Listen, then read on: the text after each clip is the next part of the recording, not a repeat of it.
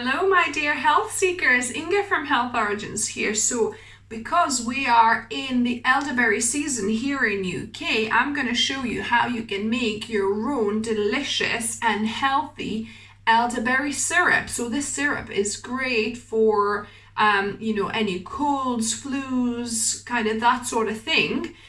So it's great to make now to have for over winter.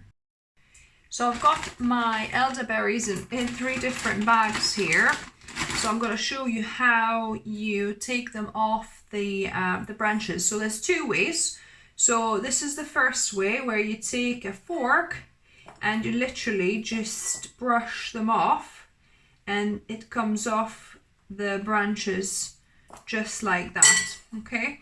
The minus of this is that obviously any green berries are going to be on there, and there sometimes can be these little branches fall in together with that, so you want to take them out as well. And don't worry too much if you get any of these little stems still in there. That'll be fine, because what we'll do, we'll boil our berries and then we're going to sieve them anyway, so any little kind of stalks or anything like that will stay behind and we'll have clean syrup anyway. If your berries are ripe, you shouldn't have too many of the green ones like that. Another method is to freeze the berries in a baggie like that, so Ziploc baggie. Freeze them, and then you really shake the bag vigorously after they're frozen, and then the berries should come off the stems cleanly.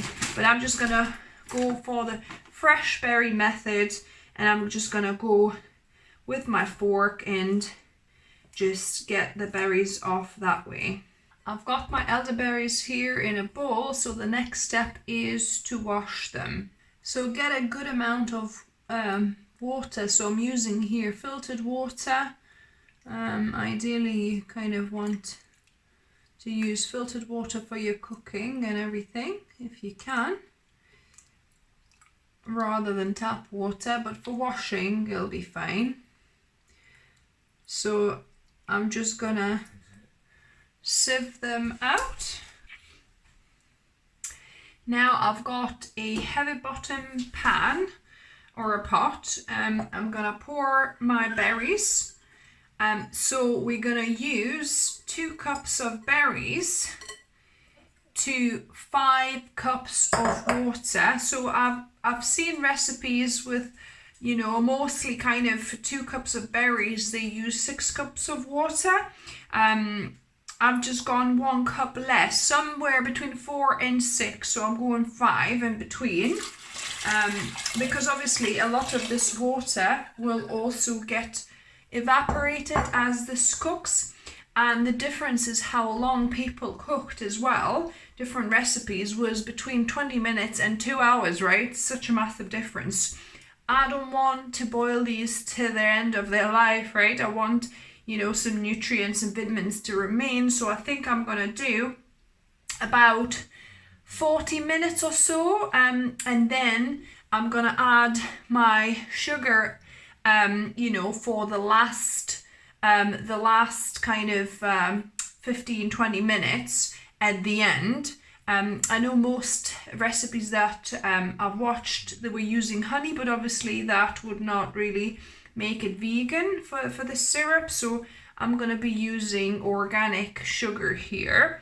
And I've got 2 cubes of this ginger. So this is crystallized ginger that I'm going to use, but you could use just a knob of regular ginger. And I saw people use cinnamon sticks, also cloves and things like that for it, but I just kind of want to make it elderberry as it comes, with just a little bit, tiny bit of ginger.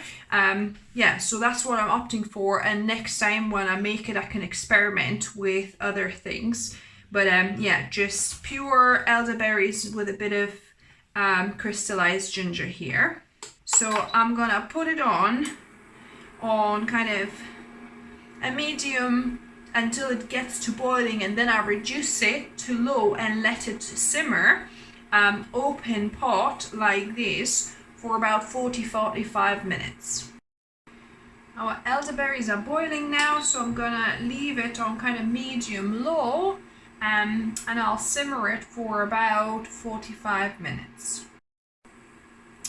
After about 15 to 20 minutes of your elderberries boiling, if you take a potato masher and just give your berries a mash, that will kind of break the skins. This is not the best potato masher, as you can imagine, because like the berries can very easily escape. You sometimes get like more of a plate potato masher, so that would be better. This potato masher does not really work. What I'll do is instead I'm gonna use my stick blender.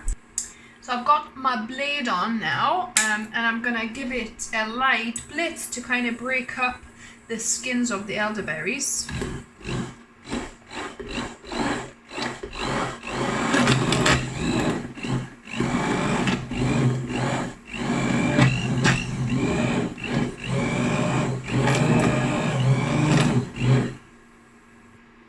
Be good.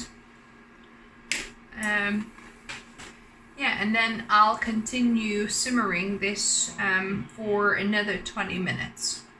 It's been 45 minutes me boiling the elderberries, so I'm just gonna switch it off. I've got a sieve here over a glass jug, and I'm just gonna pour. So you want quite a fine sieve here to catch all the seeds. And I'm gonna give my pot a little rinse. So my pot is clean with no seeds anymore, and I'm gonna just mix and press these berries so we get all the bits of juice and pulp extracted here. All we want to leave behind is the seeds. So this pulp is pretty dry now. I've squeezed all I can. So this can go on your compost heap now. So I've just got under 1 cup of sugar, because that's all I had. So about a cup of sugar to 2 cups of berries, kind of you wanna aim. And I'm gonna pour this beautiful red liquid here. It's very deep color, amazing. So I'm gonna put it on kind of medium. Give it a little stir. We're gonna let this come to a boil again, and we're gonna simmer it for about 15-20 minutes until it starts thickening up a little bit. Now my elderberry syrup has boiled for about 20 additional minutes. And I prepared 2 clean jars. I disinfected them with bicarb soda and then boiling water. And then I'm gonna just pour this syrup straight into these jars.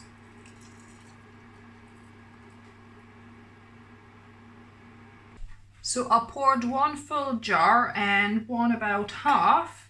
So I'm gonna just close the lid on this, make sure it's tight, super hot.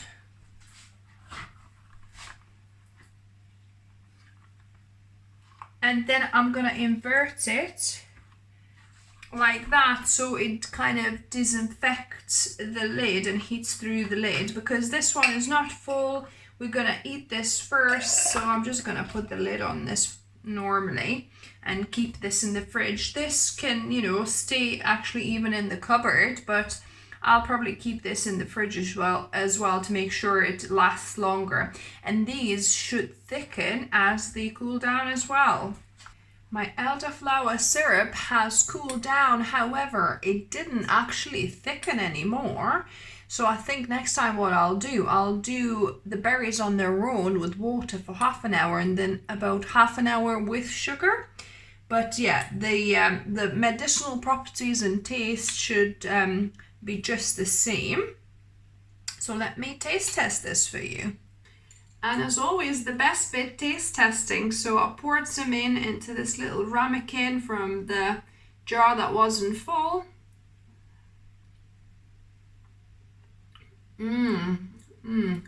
Yummy. Wow.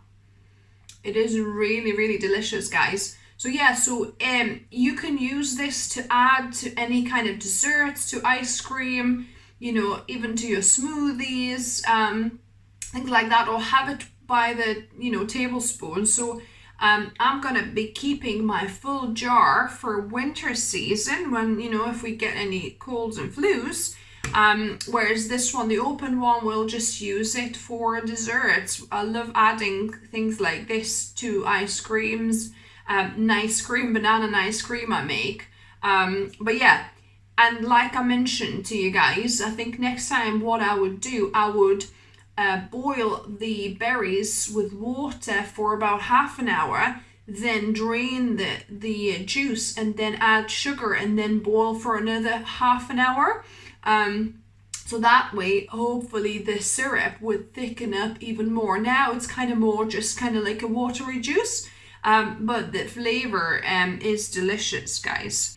If you try this, let me know what you thought of it. I thought the taste with just the ginger I used is amazing. Next time when I make it, I might add the cinnamon stick and some cloves as well to see how, you know, that changes the flavor. But the way it came out now is really, really delicious. And if you're new to the channel, welcome and subscribe for more videos. I upload plant-based recipe videos or healthy lifestyle tips, some foraged videos as well. And as always, remember, food is fuel, so be mindful of what you put in your body. Until next time.